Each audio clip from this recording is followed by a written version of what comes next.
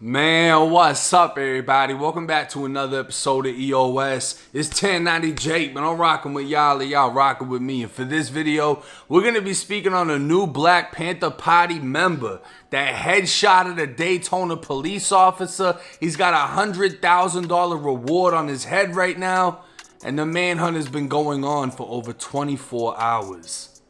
I have over 500 officers that have responded into the area. This entire county is on lockdown until we track this coward down. So again, it's a full-out manhunt. We know that he hit on some technology earlier over in the Daytona area. I can tell you that much, and that's the reason why the entire county's on lockdown right now. June 23rd, 2021. Daytona Beach police officer Jason Rayner was conducting a proactive patrol around 9 p.m. when he radioed in that he was on Kingston Avenue investigating a suspicious incident. Several minutes passed, the officer stopped responding to calls on the radio, and when other officers arrived on scene, they found the 26-year-old lying on the ground with a gunshot wound to his head and the suspect gone. Responding units would call in for an officer down before rushing the man to Halifax Health Medical Center, where he was listed in critical condition and underwent emergency surgery.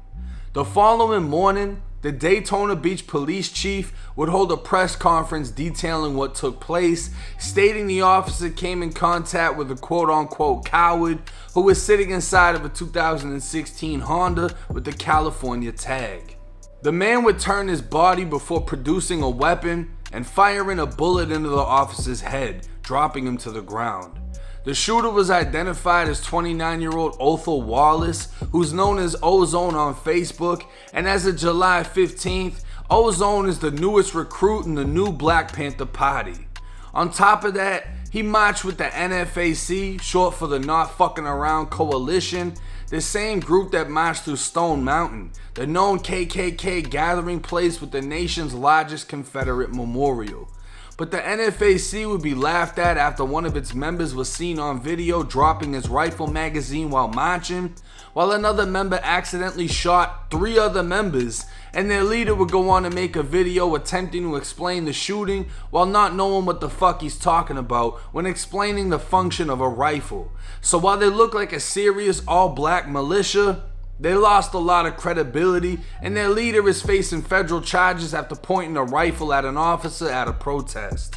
A search warrant of Ozone's apartment would recover 3 ballistic vests, a handgun, a rifle, multiple high-capacity magazines, which in Florida are just magazines since they're legal no matter how many bullets they hold, and boxes on boxes of rifle ammunition. While the media would portray Ozone to be a repeat offending criminal with multiple domestic violence cases including beating his pregnant girlfriend, that case along with most were dropped in court, meaning guilt was never proved and Ozone wasn't a convicted felon, so everything he possessed in that apartment was legally owned. More than 500 law enforcement officers from different agencies responded to find Ozone. Sheriffs tweeted he should be considered armed and dangerous and posted a picture of his 2016 Honda HR-V along with a $100,000 reward for information leading to his arrest. And it's now been over 24 hours since the manhunt started, with investigators saying his vehicle last pinged in Stockbridge, Georgia, as be on the lookout alerts spread through Atlanta. What doesn't make sense to me is why the officer was said to be on a proactive patrol, which sounds to me like he took it upon himself to investigate a man sitting in his parked car by a residential building it was determined his family lived at. If someone called it in saying he was suspicious, that would make more sense as to why the officer showed up. But the key word is this proactive patrol, not he responded to a call for suspicious activity. The officer walked up on the driver's side door, which was already open as the man stood up, but the officer wanted him to sit back down so he could maintain a bit of control and dominance over the situation. Now, I don't like anyone standing over me, but we all know when dealing with cops, if you stand up without them telling you to, they can perceive it as you're being aggressive, which goes against their sense of control over the situation. The officer then placed his hands on Ozone without applying pressure, but once again to maintain control. And as Ozone pushes on, he apparently fires a round into the officer's head. The 26-year-old officer has been working in law enforcement for 3 years and was previously awarded for saving a woman from jumping off a bridge. He's described as a young officer, and while most who have found themselves in a life-threatening situation have their wife and kids on their side, Officer Reyna has his mother and sister by his. While surgery was considered successful, it's been reported he still has a long way to go and the extent of the damage hasn't been revealed. Now, members and associates of groups associated with Ozone have taken to his Facebook showing support for the man wanted for headshotting a police officer. One post by Abungu Chuma Style Steel, if I fucked that up, I apologize, was showing what appeared to be some type of ritual offering of food as a statue sits with Ozo's name written in what appears to be blood. Another post would say, "Y'all just mad the slave patrol got the bullet instead of our brother." And to be honest, she isn't wrong. You can see the difference in police work when a civilian is shot versus when an officer is shot. And best believe if you kill an officer in the state of Florida, they're gonna put you through hell anywhere you touch down at, from jail to prison. And I don't necessarily mean getting beat, since the case is so publicized, they don't want heat coming down on them. But starving you, poisoning your food, and denying you medical treatment, you kill a cop in Florida and all rules go out the window until your execution. Angel would also say the officer, or slave patrol, radioed in saying Charlie 777, which she believes is code for a bomb, a terroristic threat, which I couldn't find any proof of, but she believes Ozone was targeted because of his alleged affiliation to a militia group that fights white supremacy. To be honest, I don't think his affiliation is alleged, since it's all over his Facebook, but I also don't think they fight white supremacy. Marching isn't fighting. School bands march. And I haven't heard of any white supremacists being attacked or killed by the NFAC or the new Black Panther Party.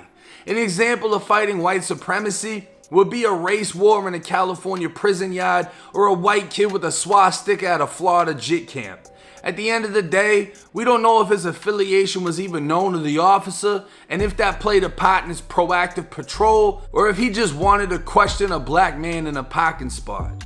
But at the end of the day, in America, you're innocent until proven guilty. Now, at the end of the day, like I said, you kill a cop or sheriff in the state of Florida, they're gonna try to fry you. You know what I mean? I'm gonna be surprised if he doesn't go out with a bang in this situation, because it's like, you know, it seems that might be where his mind is at. I don't know, but I find that people that are proactive within groups affiliated, you know, with his, the mentality is, I'm not going down. You know what I mean? I'm not going down without a fight. They're gonna have to kill me. And not everybody's really living like that. Not everybody is really willing to die for their cause. But I mean, I guess we'll find out, because I've also never heard of someone killing a cop and then getting away with it, going missing, especially if they know who you are. Like, it's one thing if a cop gets killed, they don't know who did it, but if they know your name, your picture, your car, it's a little bit different. And I'm just gonna say it again, like, as far as the whole he was targeted because of his affiliation, I don't think that's it, because I don't think that anyone really takes that affiliation that serious, except for the members of the new Black Panther Party and the NFAC, which is pretty much non-existent. I mean, I haven't heard of the NFAC since all that bullshit that they went through with shooting themselves and then the leader getting locked up. I haven't really heard of them being on any of the scenes as far as marching, protesting, but I don't really consider that fighting white supremacists, because it's like, what is the actual fight involved? What is the physical contact? What is the, you know what I mean? I guess you could say, oh, well, they're fighting it politically. But yeah, I mean, I don't know. The fighting white supremacists that I've seen is literally cutting swastikas and Confederate flags off of someone's body. You know what I'm saying? But then again, that's prison, and prison plays by different rules. And I can understand if you got a group of black people that just go around killing white people. If you've seen the movie The 24th, it's about an all-black army regiment, the infantry. They were stationed in Houston, Texas. There was a riot. They killed a bunch of racist motherfuckers, and it was the largest execution in U.S. history. The movie's called The 24th. If you haven't seen it, you should go watch it. But we're going to see how this case plays out. I'm going to keep y'all updated when more information drops. This is wild, but we'll see what happens. It's 1090J I'm rocking with y'all, y'all rocking with me. Till next time.